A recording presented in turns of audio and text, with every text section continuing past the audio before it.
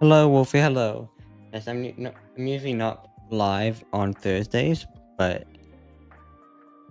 for reasons I don't really want to go into, I was not able to stream yesterday, so I'm streaming today. Yes, I'm going to be doing some writing. Maybe writing my own story. Well, a story based on true events, but kind of altering them a little because the stories, without spoiling anything, the story's going to be about like an aviation incident that was way before I was born, like 1977, by the way. Um, but it's gonna be from this perspective of me if I was actually there. It's kind of gonna be fictional, kind of not, if you know what I mean. But hey, all in good fun, right? Just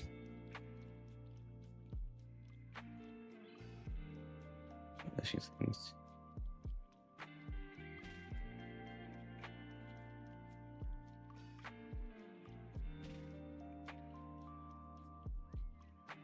Let's get into this. Hello, I am here. Let me just put up my phone because I don't have my laptop with me.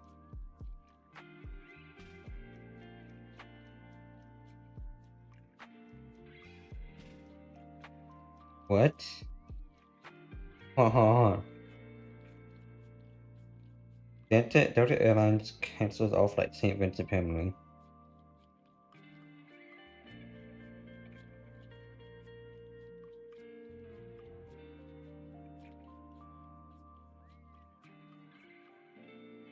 Okay. Interesting.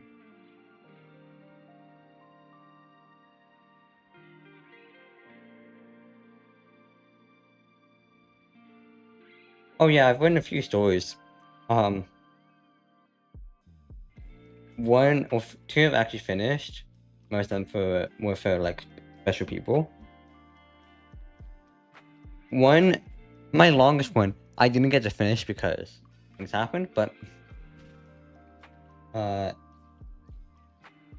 I got pretty far into it, and that was my most ambitious story project yet. Like, one of the reasons why, there was a few reasons why I did that. One, was because, well, I was playing for someone special at the time. Two was I just wanted to challenge myself because usually whenever I do write, it's like very short stories, like 1-2 pages. But this one, well, I'm not actually going to show on stream because I don't want to. But I just want to check how many pages was it. It was called The Journey of the Lifetime. I put a lot of effort into this. How many? 10 pages. It was 10 pages before I had to stop, and I wasn't even halfway done. What I told you, I went into the story. I went in. It was like a story about like me going on a road, like it was a fictional story, of course, but like going on a road trip from where I actually live in. I'm not gonna say that. To Texas. The detail I went into is insane. Why? Oh shit. Um, I kid not. I was following a Google Maps route. I looked up literally whenever I wanted to do a stop in the story, like hotel stop. I looked up that airport on the Google Maps. Actually went to the website, like find out certain things about it, and added that to the story. I'm not even joking with you. I did that. I also had like times calculated to like times realistic from like getting the point A to point B. And the funny thing is, I did this during the school year. I did this on top of the schoolwork that I had to do.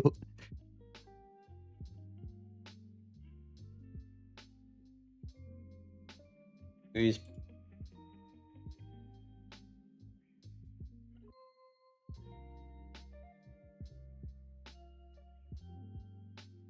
yeah.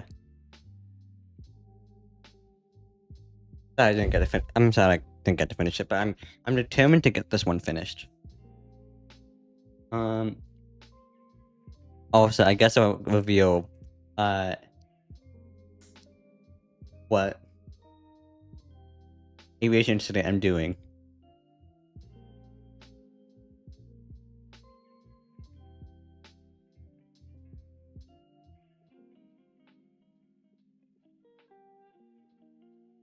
Yes, we're doing this. You might hear some like of some parts of the video in the background. Oh, thank you for the hug. But that's just me like watching the videos to like make sure everything is accurate, because I do want accuracy. I am looking for accuracy.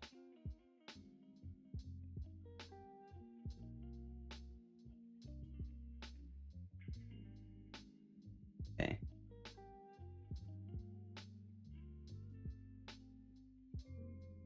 What should I title this?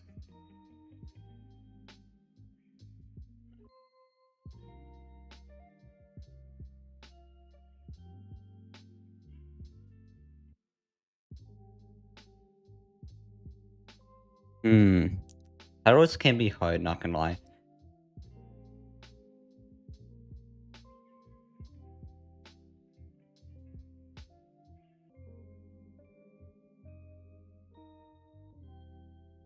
Oh, I know. I know the best title. That was never meant to happen.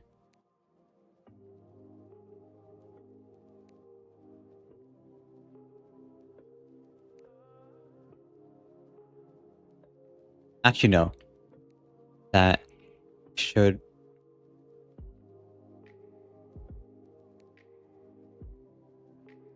Yeah, that I think. Yeah, I think that's better. I think that's better.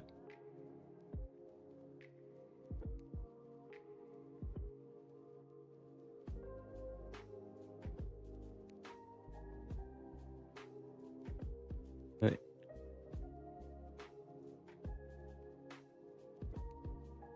Leave this page blank for table of contents.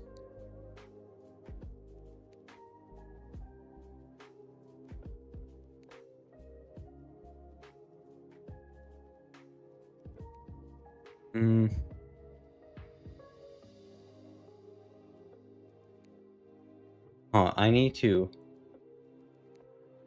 This is where.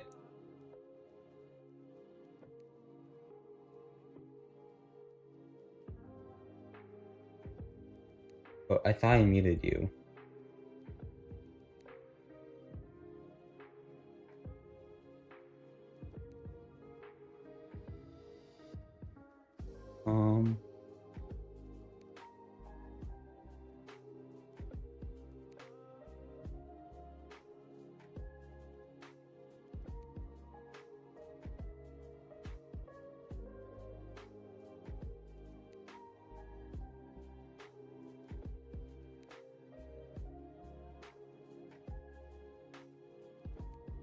Okay, actually, I'm gonna do a little bit of display capture action.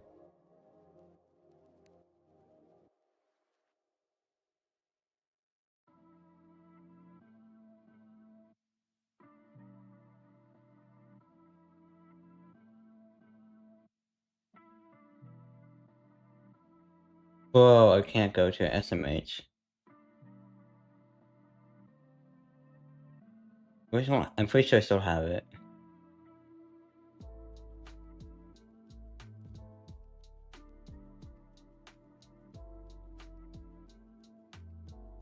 Yeah, okay, so.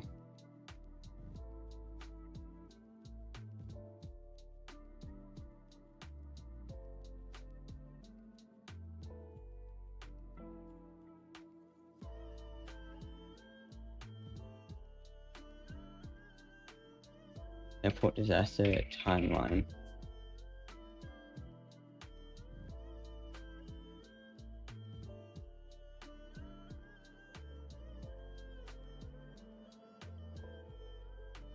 Okay.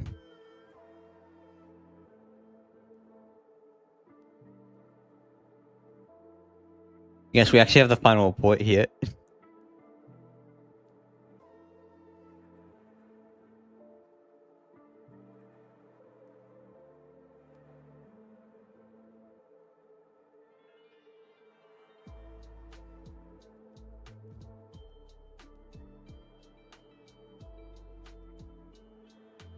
Content.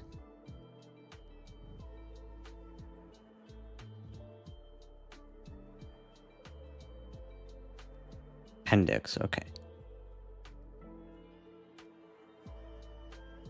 Actually, no. I'm gonna keep that in reserve.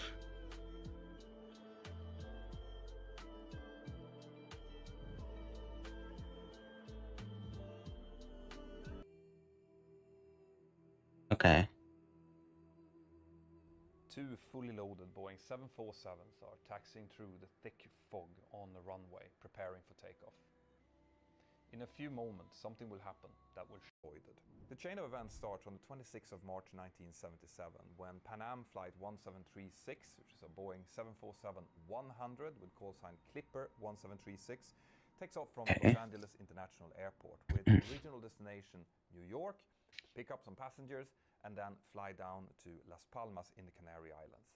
This flight is chartered by Royal Cruise Lines, and because it's a charter flight, it's completely fully booked on its last leg, and it's mostly elderly passengers who are due to get onto a cruise ship when they reach Las Palmas.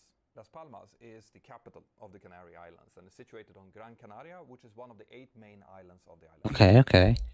The Canary Islands is situated about 100 kilometers. Okay, if you want to, what I'm looking for right now is times. I want times. I want timestamps. Of the Moroccan coastline, making it the most southern part of the Spanish territory. And because of its tropical all on the Canary and one disaster. In command of Pan Am Flight 1736 was 56-year-old Captain Victor, and for the crew, and they took over the flight in New York. It was actually about 45 minutes delayed. When the aircraft arrived in New York, it was actually about 45 minutes delayed, which meant that the outbound flight down towards Las Palmas also became slightly delayed. At time 0742, Clipper. Okay, thank you. Okay, that's what I needed. That's what I needed. That is what I needed.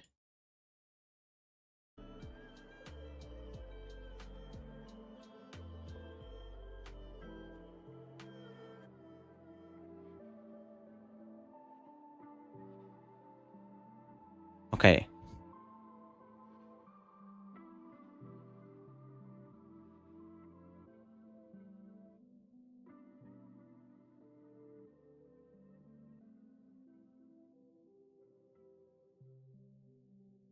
What day of the week was March 27, 1977? Sunday, okay. Wait.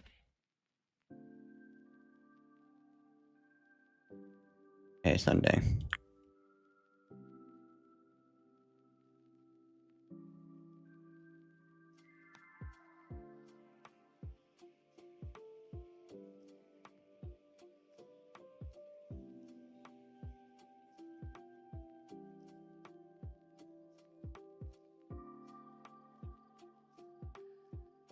It's been quite a few months since I last wrote a story.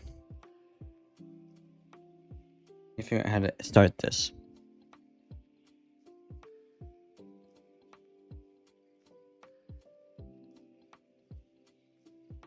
Oh, I know, okay.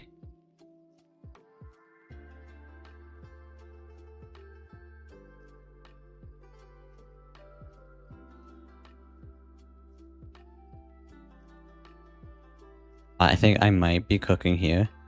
Hold on, chat, let me cook.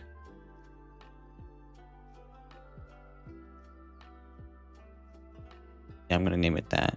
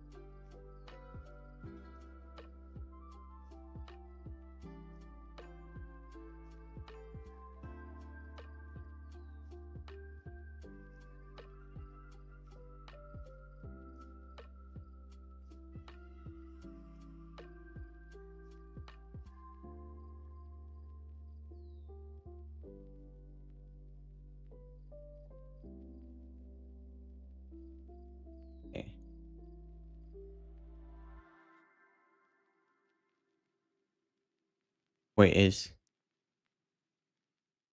he live?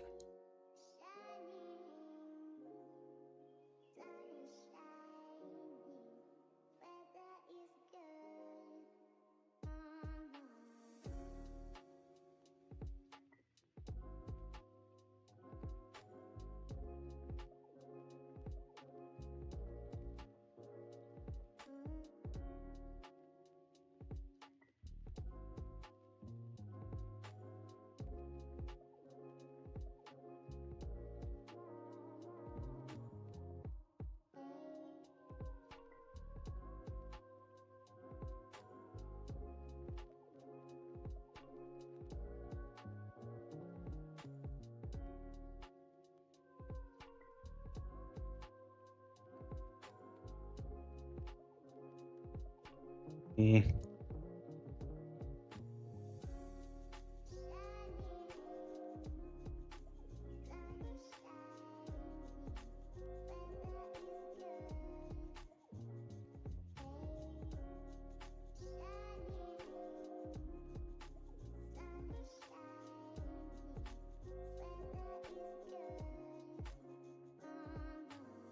Okay.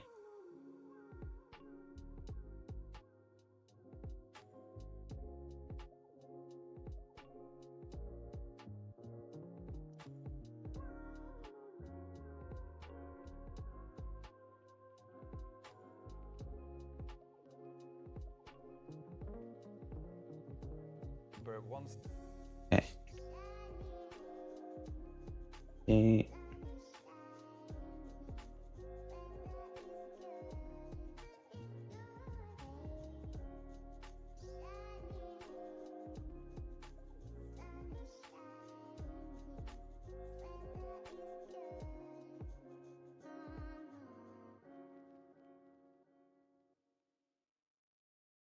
.736 took off from JFK International Airport in New York and started flying down over the Atlantic Ocean towards Las Palmas.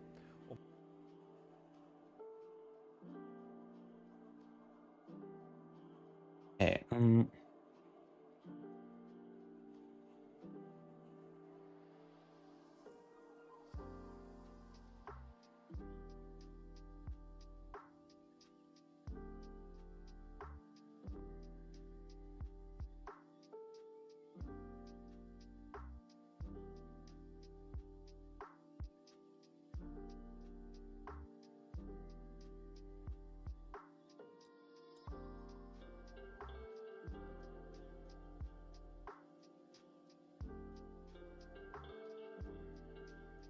Okay, I think that's a good opening. I think that's a good opening.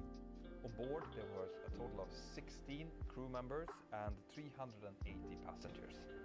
While the Pan Am aircraft was making its way down over the Atlantic, another Boeing 747, a KLM flight 4805, was getting ready to depart from Amsterdam down towards Las Palmas airport. This was also a charter flight, chartered by Holland International Travel Group, and they were due to take their passengers from Amsterdam, bring them down to Las Palmas, and then make a turnaround down there, refill the aircraft, get... Also, I'm thinking about putting myself. Yeah, I'm gonna be putting myself in Pan Am playing because if we know how this goes, everyone in the KLM freaking dies. Get new passengers on and then fly back to Amsterdam as KLM flight 4806, making it a fairly long day for the involved crew. In charge of these two flights was Captain Jacob Veldhuisen van Santen.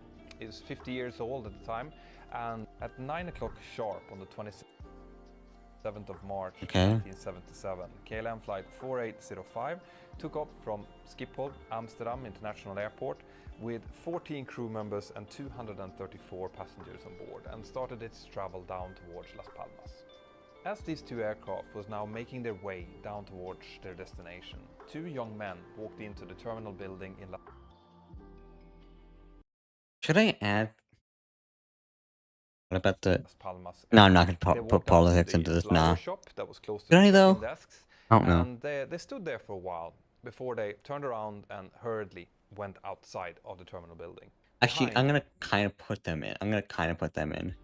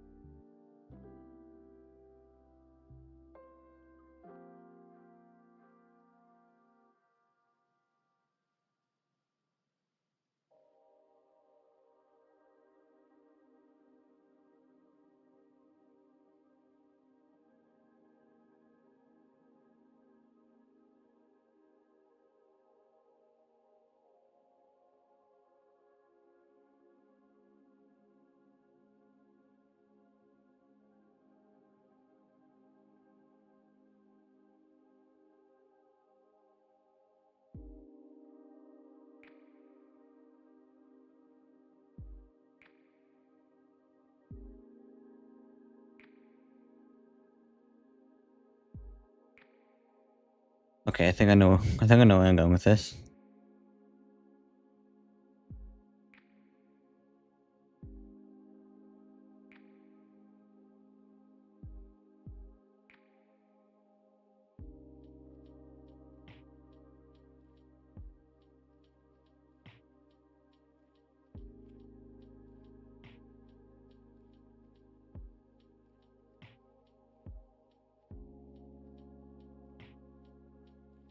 Okay.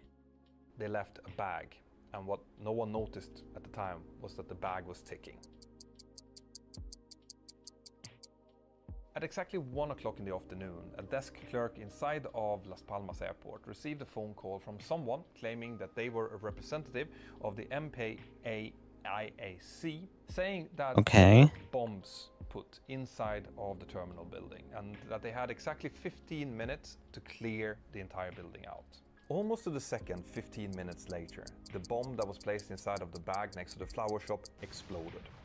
This caused part of the roof inside of the terminal building to fall down and other widespread damage, as well as injuring 4 people inside of the building.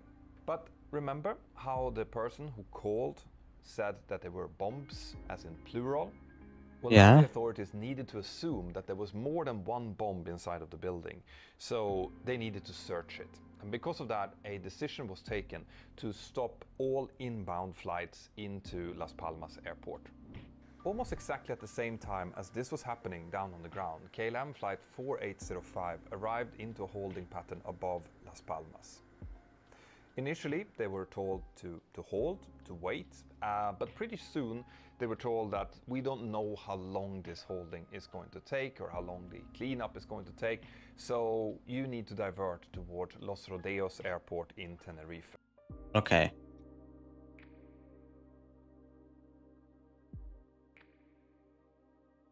Actually, no, I'm not going to put timestamp because...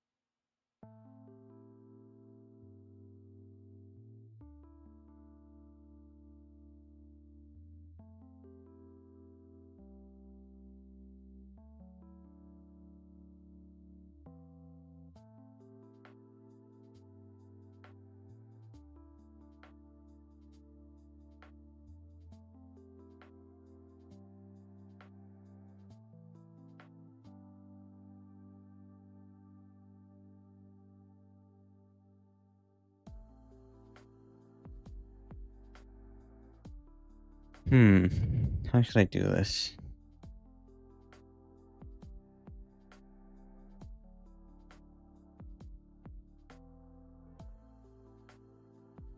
This meant a short 25-minute flight over towards Los Rodeos and at time 13:38.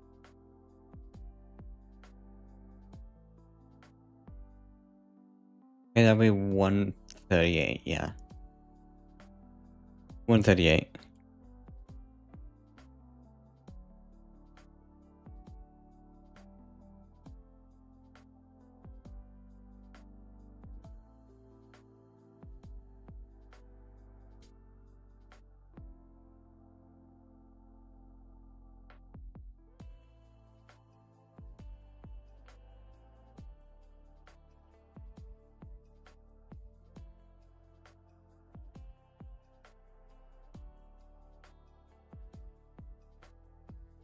Wait.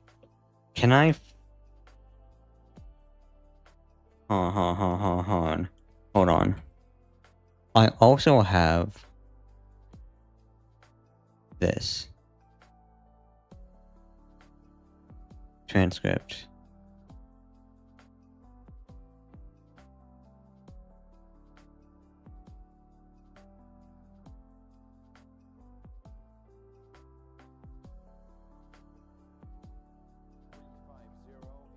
Request approach. KLM 4805 Gando, via flight level Of Miss Out to fly. Gando. Pan Am 1736, good afternoon. We're on flight level 370, 120 miles west, inbound, approach. Pan Am 1736 Gando, the airport is closed. Divert to Los Oleos Airport via Tenerife VOR. Descent flight level 250. We feel Wait, directly did they to our show the customers crowd from the announcements? lakes. What would you say, George? 2 hours up here? 2 hours easy. Gando 1736 requests a hold over Las Palmas. We have enough fuel to wait about 2 hours. Negative, sir. I say again, the airport is closed. We had an explosion in the terminal. I've watched these videos so many times. I just realized the smoke in the background. There's already a long line of aircraft in front of you. Expect halts at Los Oleos. Contact Canaries approach now on 118.5. Oh, that's just great. I think they just had so much traffic to deal with, they didn't have time to even consider giving an airplane clearance to hold or whatever. So that's what I assumed, that they had made up their mind. Yes, along with the reef, parking with light air, much pockets. This shit. We've just been told by air traffic. Okay.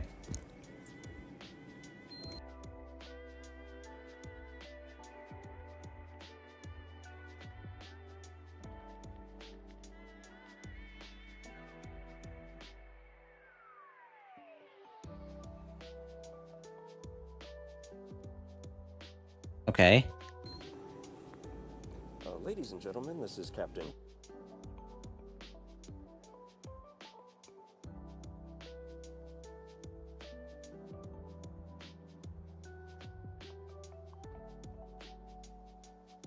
Grubb speaking. We've just been told by air traffic control to land at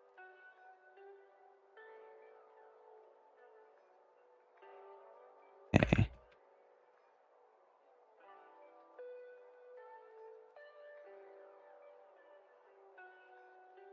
Tenerife, which is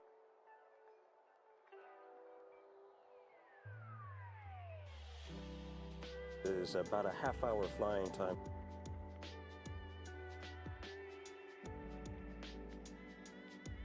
From Las Palmas. Apparently, there are some difficulties in the airport.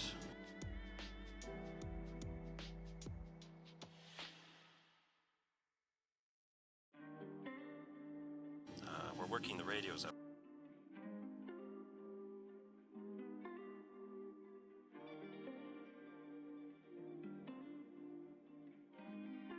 Here to see if there's a way that we can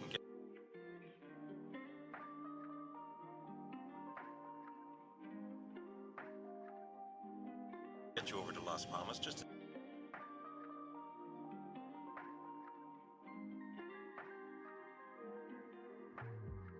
as soon as we can. On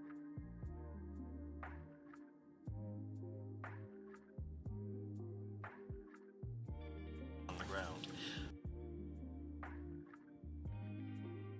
I'll let you know when we have some more information on that.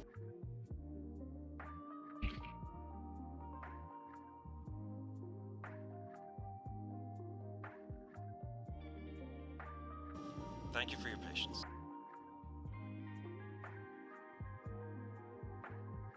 Okay.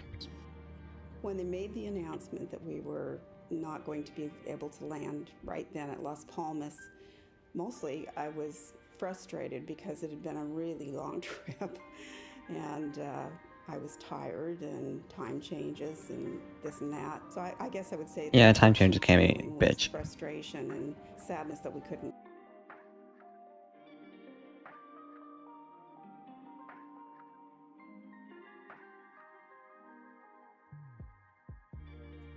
Let me just do that.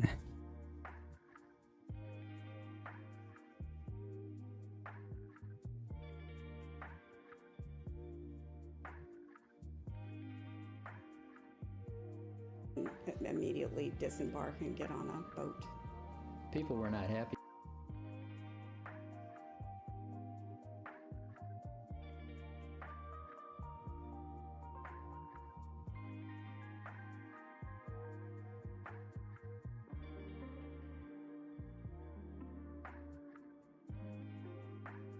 Should I? Yeah, I'll try to add that.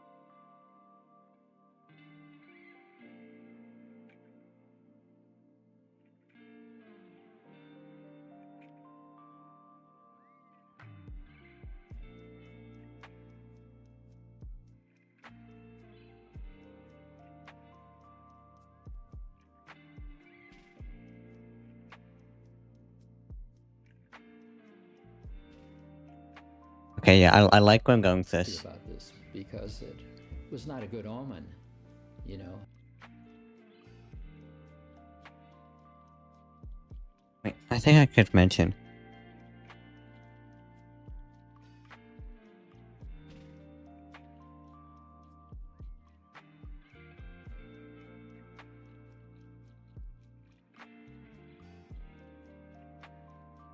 Oh, does he mention it?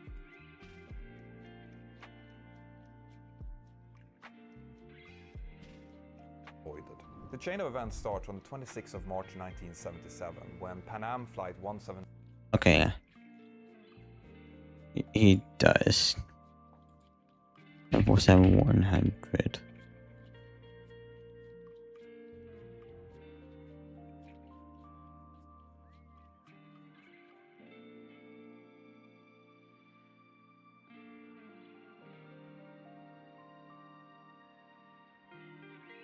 Okay, I'm sorry, I have to add this.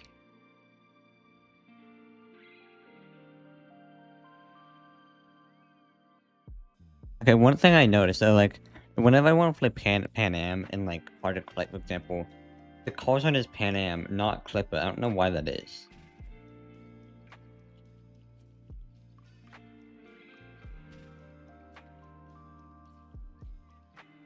And 36.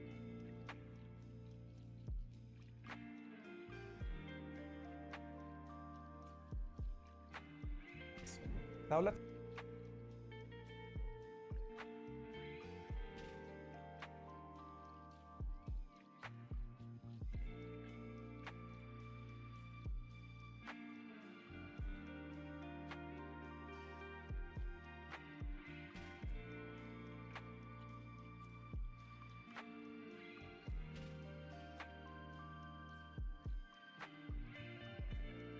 Yeah, that's.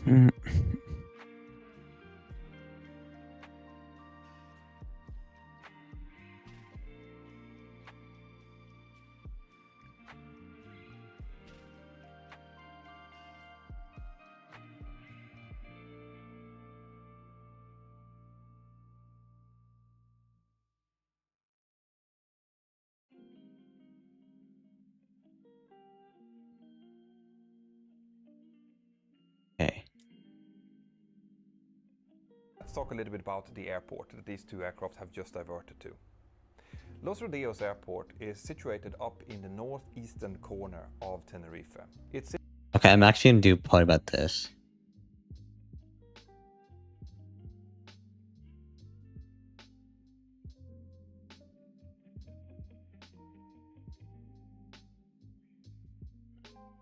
situated airport is North.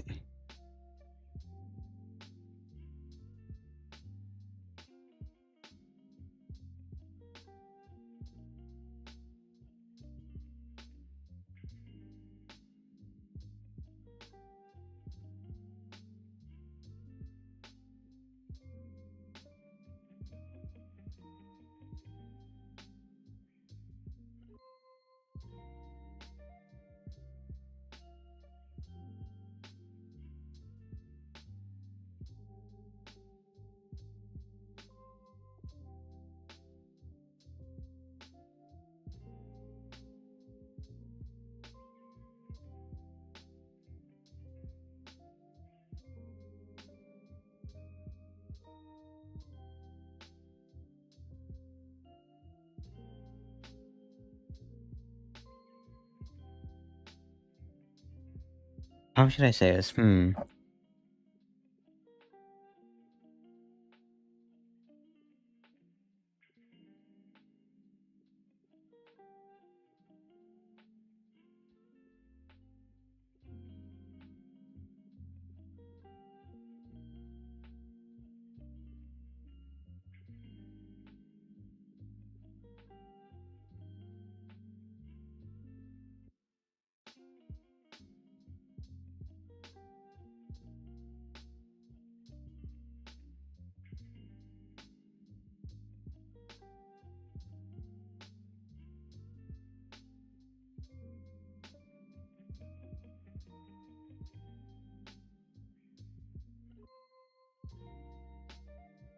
Joined.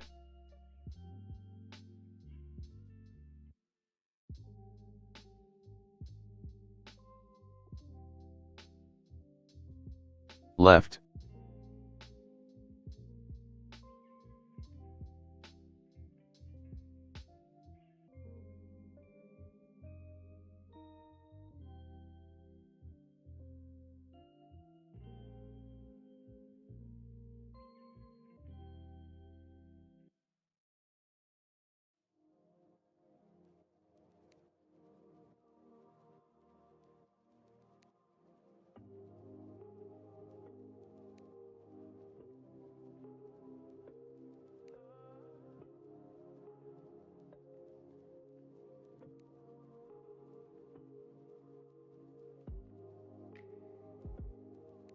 Joined.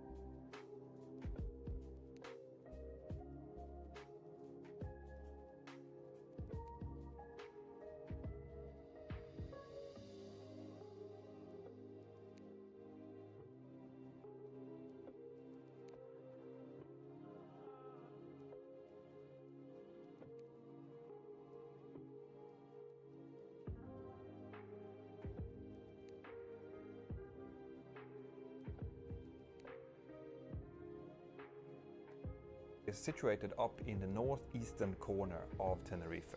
It's situated up on a hill at an altitude of about 2,000 feet. Now, Tenerife is dominated by the biggest mountain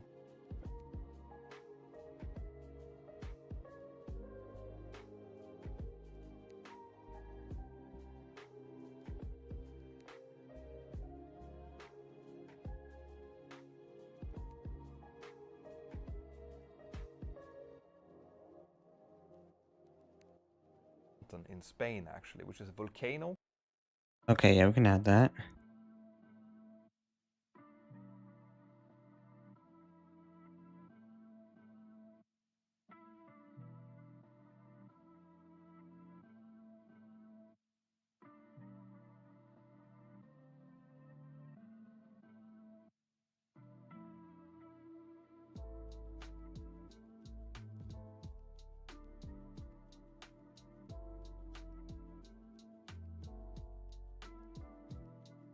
Oh, I spelled that right. Okay, yeah, I did. Called Pico de Teide. And Pico de Teide creates some quite unique meteorological phenomenon where these humid trade winds that are coming in from the Atlantic is getting pushed up against the mountainside. And when it does so, it cools down, the moisture falls out, and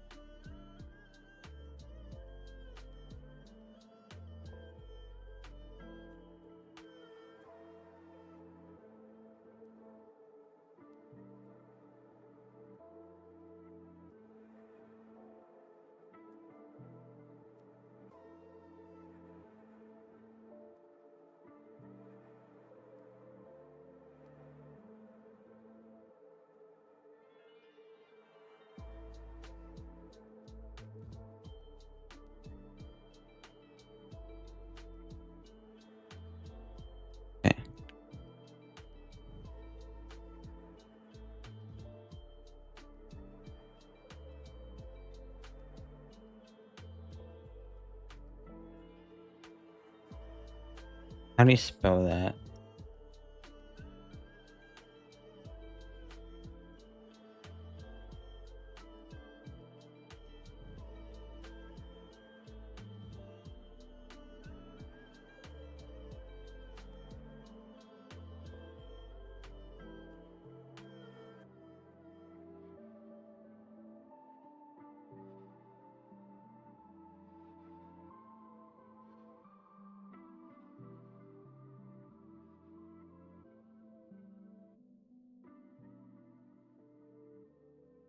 Wait, what does the saying go? What does the saying go again?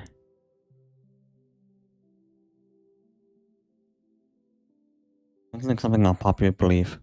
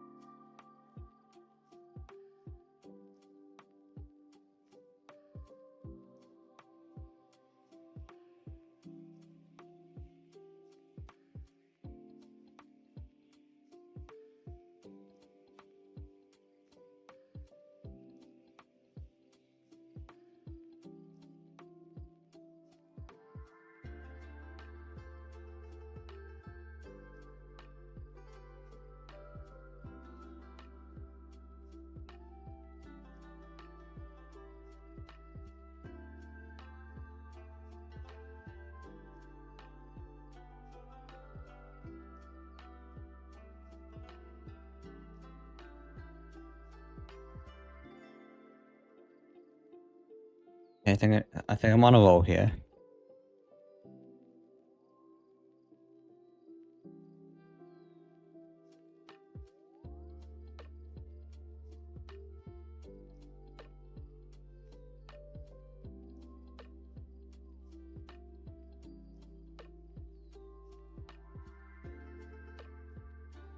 Okay.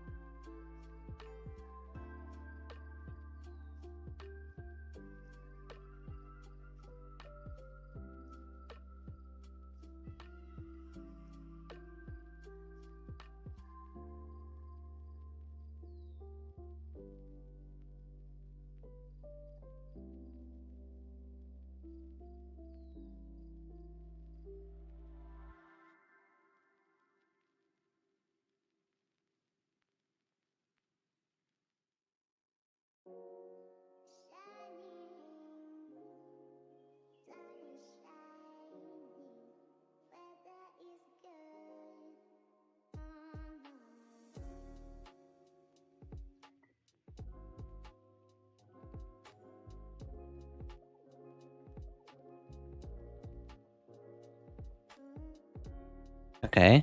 Yeah. I like where this is going.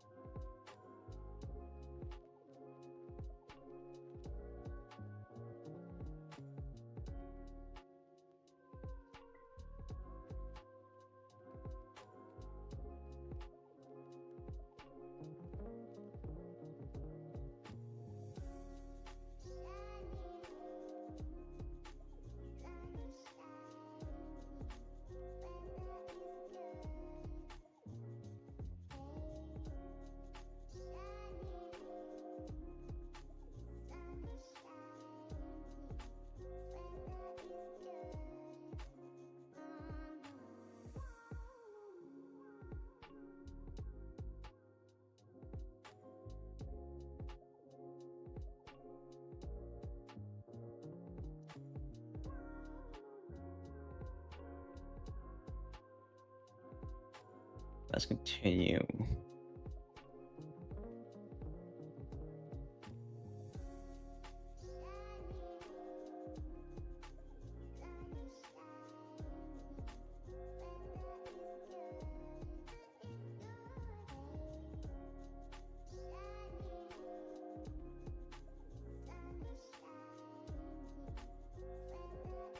Just remember to putting credits in the description.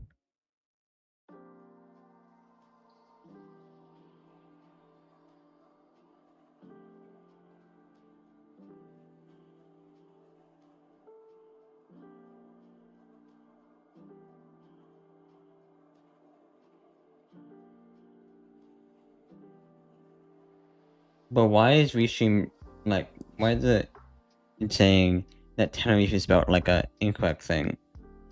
Well.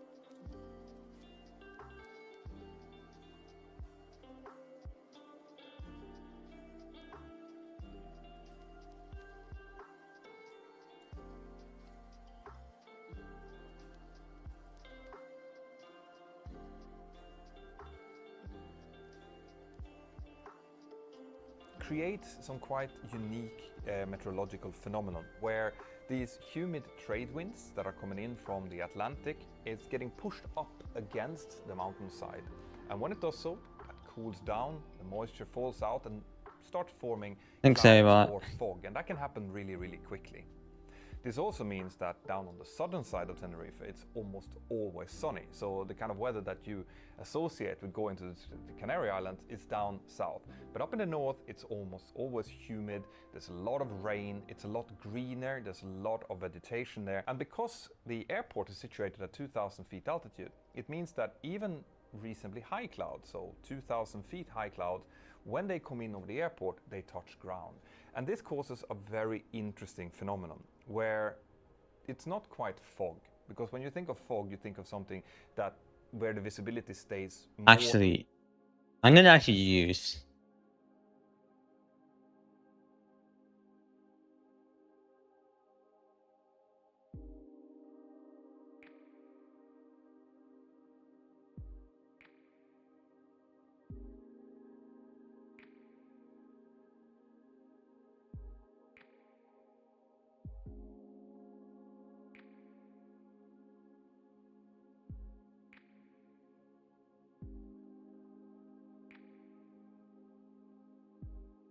the airport is situated at 2,000 feet altitude. It means that even reasonably high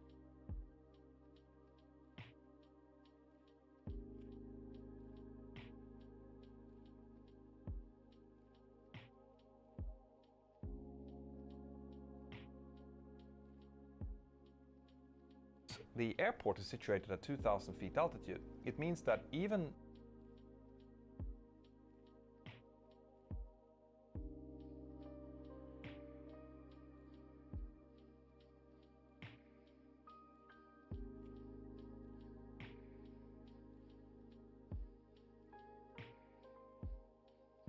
reasonably high clouds, so 2,000 feet high clouds, when they come in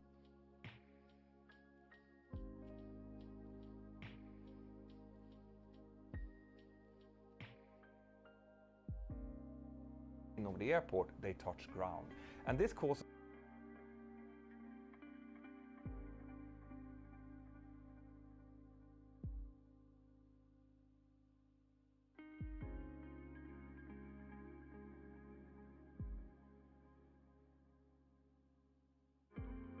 This is a very interesting phenomenon where it's not quite fog, because when you think of fog,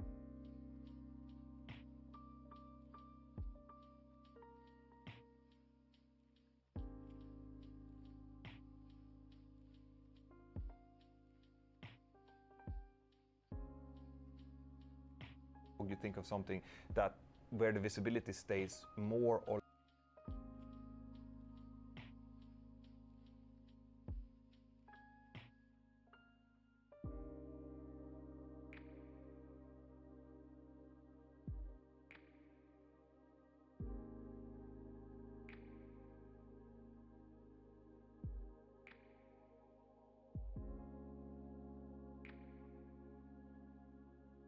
less the same over time, right? Maybe it's 500 meters visibility and it stays the same. But because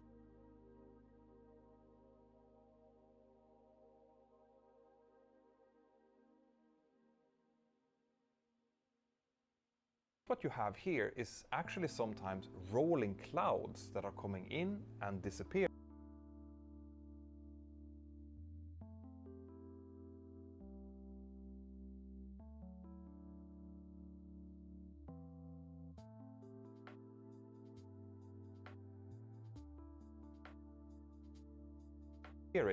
You can have really big variations in visibility, where there's maybe 2-3 kilometers visibility in 1 minute, and 3 minutes later it's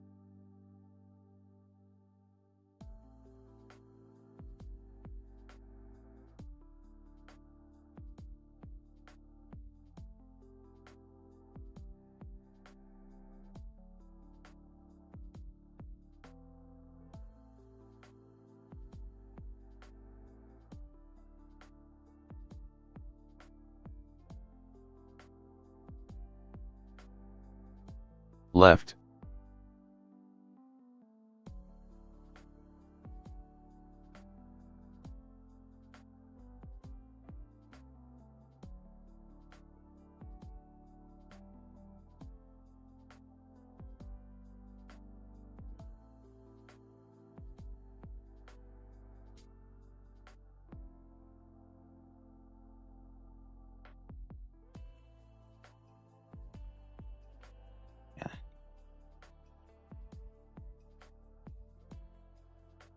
down to 300 meters.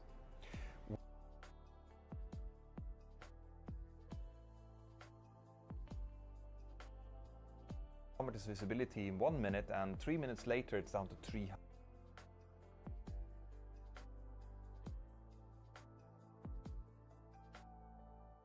meters. When these two aircraft arrived into Tenerife, the visibility was good. It was a good day. But that very quickly started changing, and that's what we're coming to in a minute. Another thing about Los Rodeos Airport is that it had a very poor safety record. Between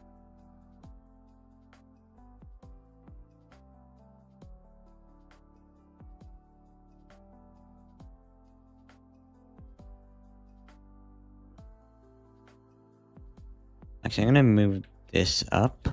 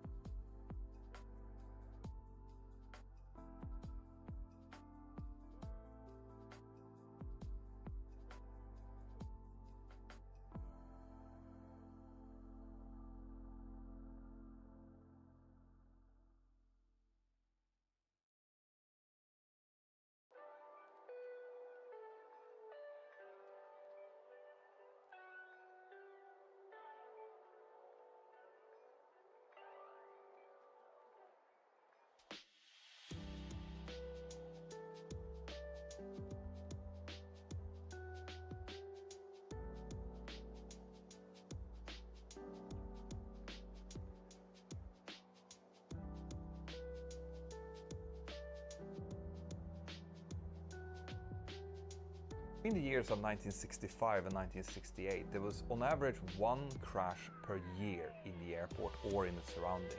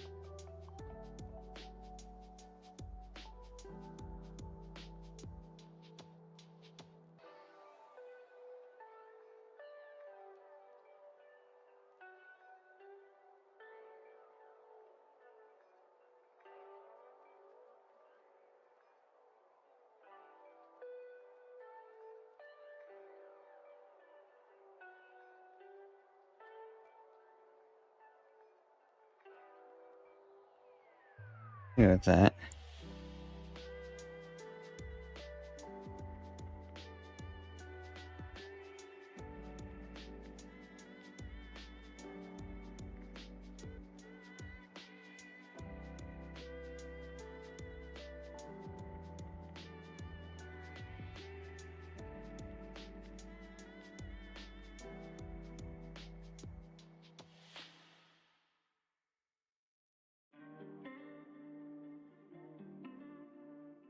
Hi Aiden, welcome in. We are currently writing a story about a disaster that shouldn't have happened.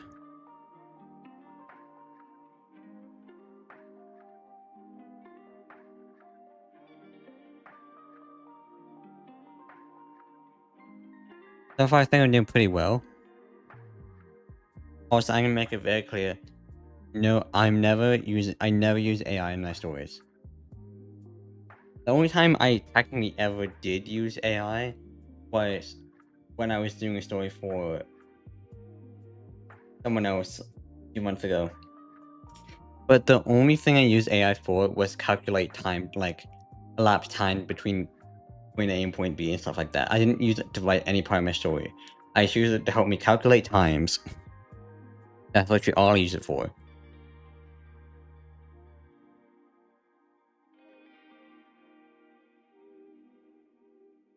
Yeah, so this is the entirety of the story making is all gonna be made by myself.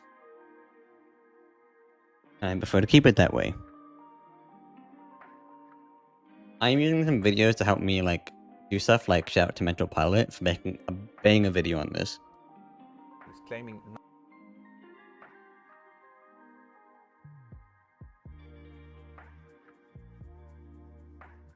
But how are you doing, Aiden? How are you?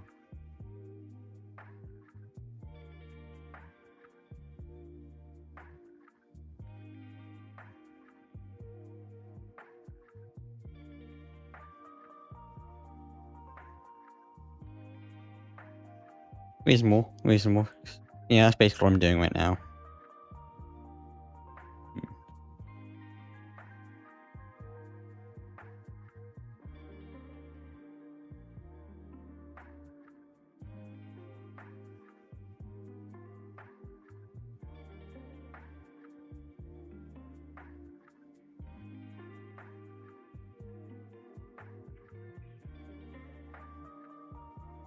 Also, yes, because of the aviation base, I am nerding out about this because I mean, it's my story. I get to do what I want.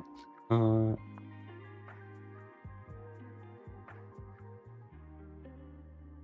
I don't want underscore. I want dash. IN.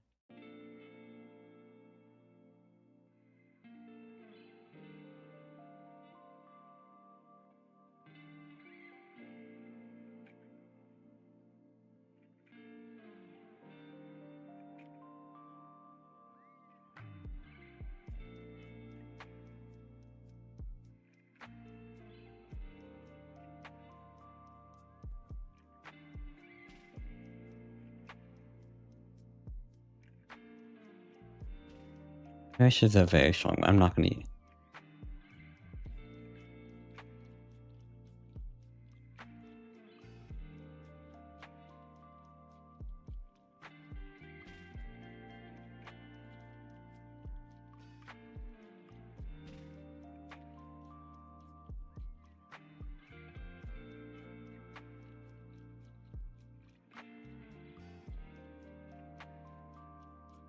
Oh my god, Douglas DC3. Wow, that's old. That was old.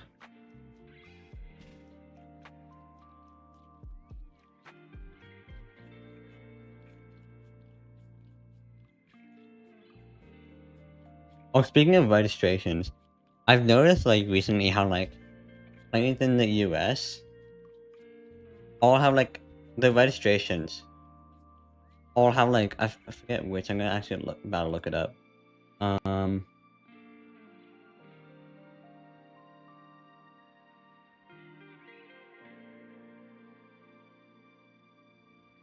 Actually, I'm gonna do.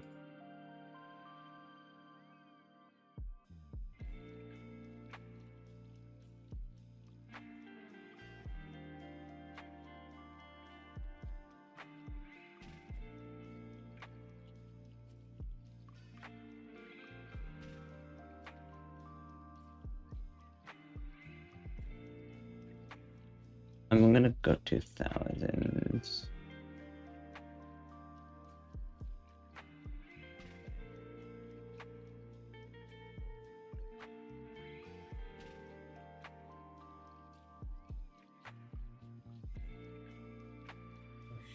Din Hoka just redeemed stretch for 4 cat treats.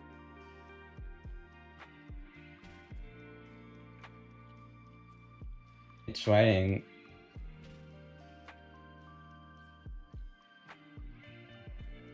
What? I don't understand what he's saying, but also thank you for the stretch. Oh, stretch.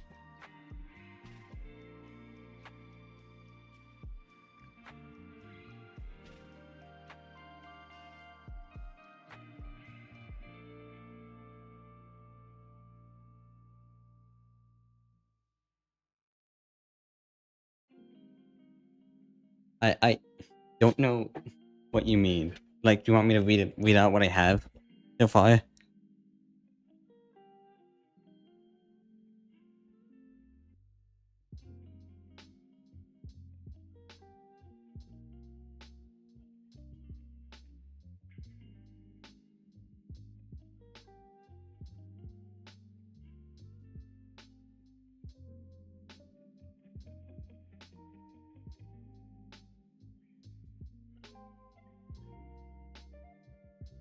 I mean,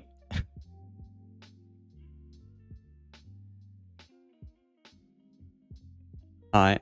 Basically, there are stories about the Tenerife airport disaster, which is the worst aviation disaster in history.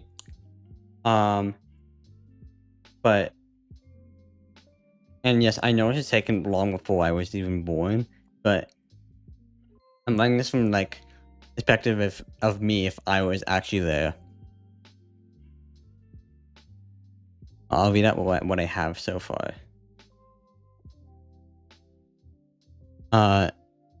Sunday, March 27th, 1977. We had just taken off from JFK International Airport in New York in this magnificent Boeing 747-100, which was Pan Am Flight 1736, with call sign Clipper 1736.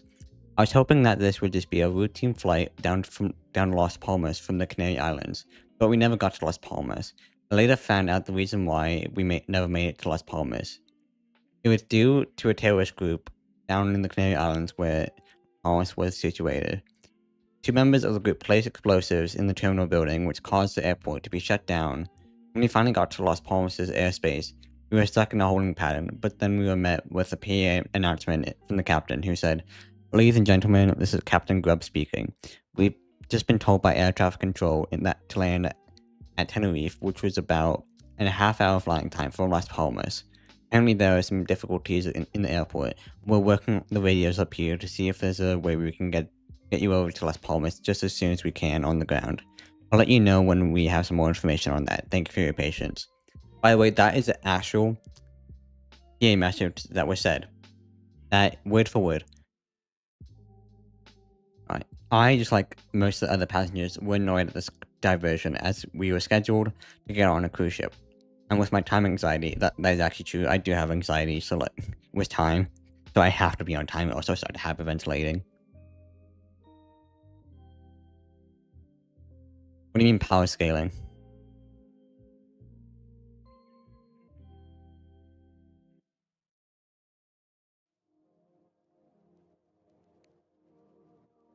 I mean, I'm trying to make this as realistic as possible. Nice. But yeah, I have very bad time anxiety. I remember one time, I think this is my sophomore year, in band, like, I was on, like, this, I was in a band, and we went to this, like, competition, and it was on Thursday, and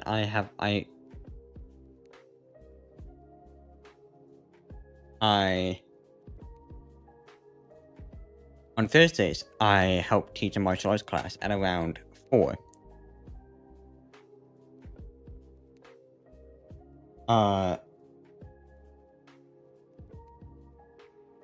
And at the time, I didn't know how long this competition would take. So I thought that I would be able to finish this competition and get back to school before martial arts. So I was still able to go to martial arts. That turned out to not be the case. So when we were at like the clinic part, so like where like person told us the man what we did well and what we could improve on, I was frantically checking my watch and starting to actually freaking hyperventilate, and I actually cried because I was gonna miss martial arts, and I was worried that my instructor would be kind of mad at me for missing it. Yeah, that was fun.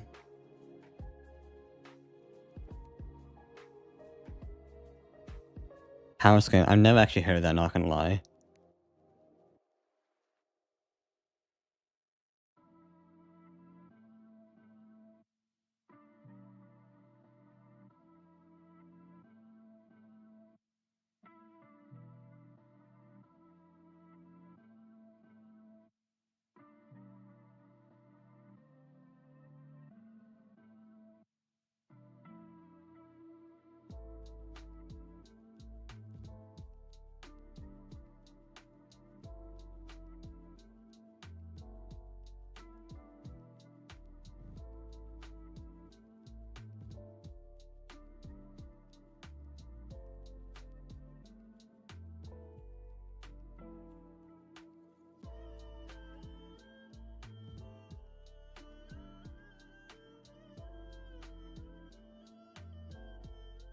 Okay. Right now, I'm just talking about the airport that we're diverted to Los Rodeos. Anyways, I was worried that I was going to miss our boat, but that later became the least of my worries. And not long after that announcement, we landed safely in Los Rodeos Airport in Tenerife.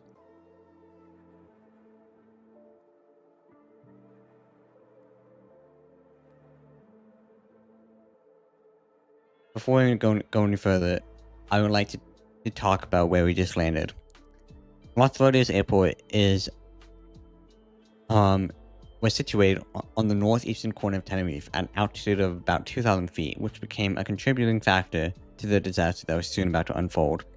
It was also dominated by the largest mountain in Spain, Pico de Teide, which creates this interesting weather phenomenon that is basically rolling clouds. Contrary to popular belief, rolling clouds is not the same thing as fog.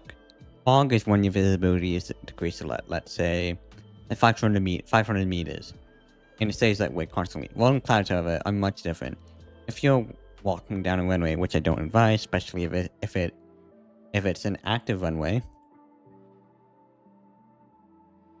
that has rolling clouds on it, at one end, visibility can be at 100 meters, but then halfway down, visibility can increase to 500 meters. I think you get the idea. Mental Pilot explained this better by saying, and this is an actual quote from his video on this disaster. Because the airport is situated at 2,000 feet altitude, it means that even reasonably high clouds, so 2,000 feet high clouds, when they come in over the airport, they touch ground. And this causes a very interesting phenomenon where it's not quite fog, because when you think of fog, you think of something where the visibility stays more or less the same over time. Maybe it's 500 meters visibility and stays the same. But because what you have here is actually sometimes rolling clouds that are coming in and disappearing, you can have really big variations of invisibility where it is maybe 2-3 kilometers visibility in 1 minute, and 3 minutes later it's down to 300 meters. Fortunately, that's not all Tenerife and Los Rodeos Airport has to offer. It also had a very poor safety record. Now, when we landed,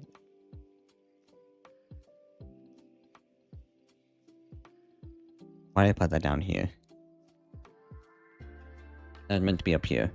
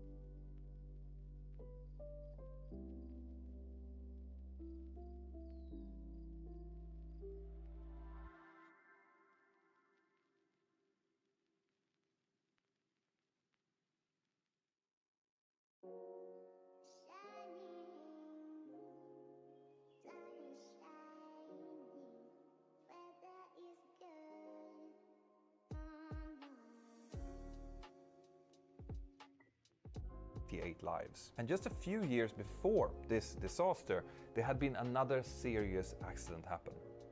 Because of this, a decision had been taken to build a new airport down in the southern part of Tenerife instead, where the weather was much better. This airport was actually paved and almost ready to take into use in 1977, but because of some political infighting, that hadn't happened yet.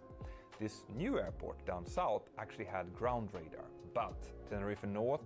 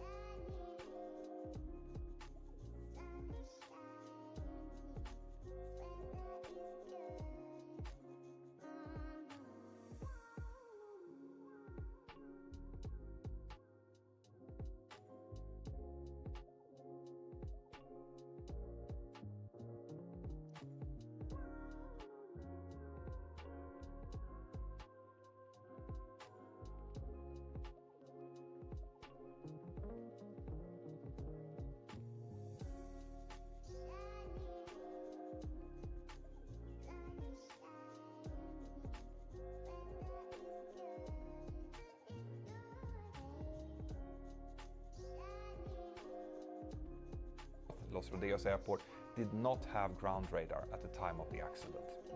When the KLM flight pulled up and parked next to the terminal building, initially Captain Van Santen and his crew wanted all of the passengers to stay on board. I'm guessing he probably was hoping that this was just going to be a very short ground delay and that they could depart towards Las Palmas almost immediately. But after about 20 minutes it became clear that this was not going to be the case, and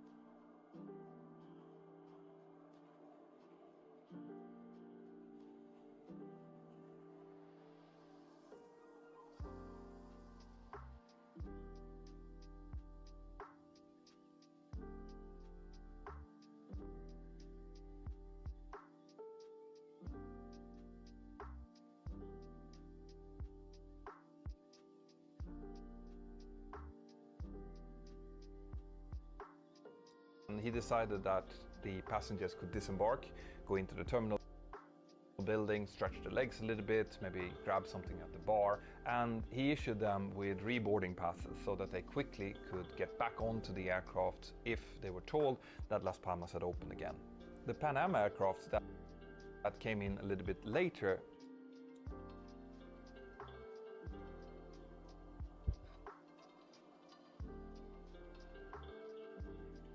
Okay.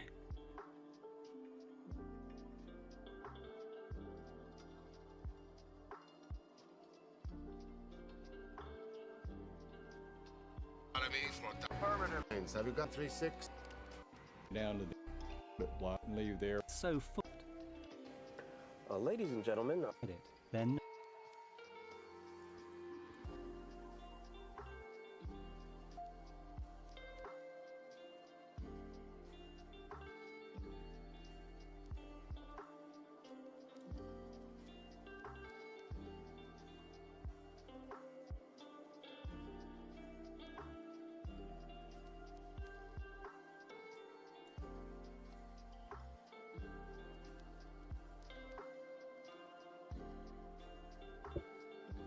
not happy.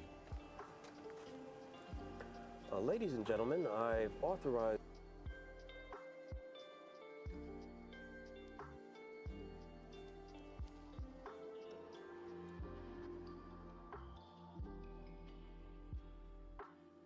the door to be opened and the stair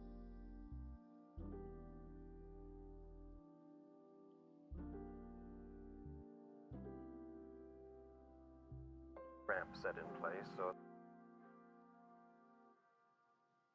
that anyone who wants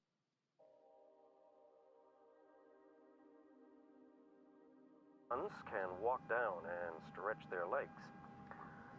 Unfortunately, due to the number of other airliners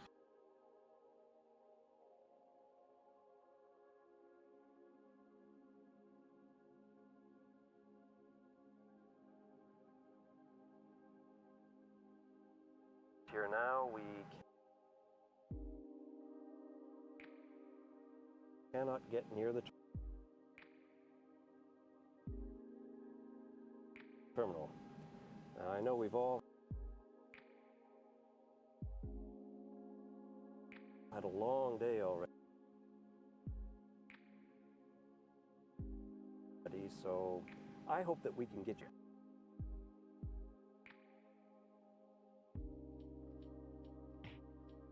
out of here in about an hour.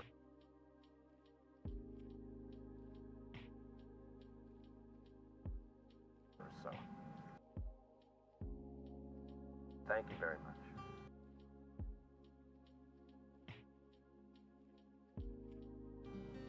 They actually allowed us to get off the plane and just to walk, getting weird. We could look like we Tropical sunshine.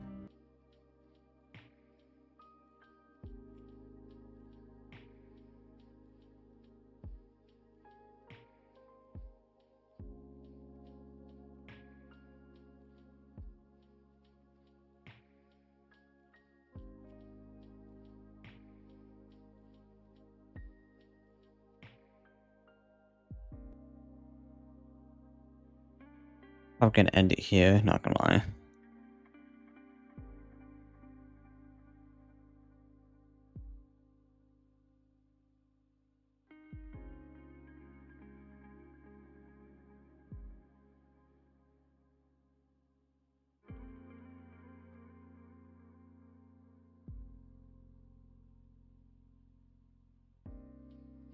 Thank you all so much for watching.